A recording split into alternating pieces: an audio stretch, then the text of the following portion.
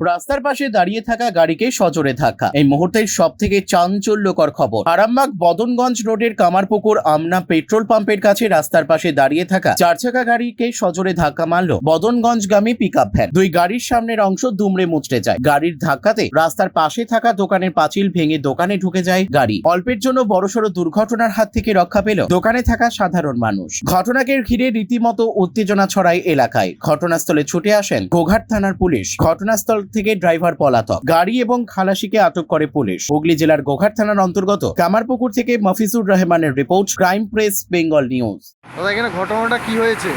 একটি গাড়ি প্রাইভেট গাড়ি দাঁড়ানো ছিল সাইডে, রাস্তার সাইডে, ওরা হোটেলে ভাত খাচ্ছিল।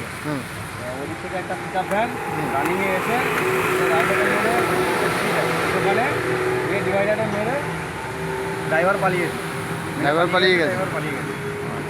ঠিক আছে। চালমানি পূজা গোল্ড, মিনিকেট, রত্না, স্বর্ণ, 10 আর দুধের স্বরের বিশুদ্ধতা।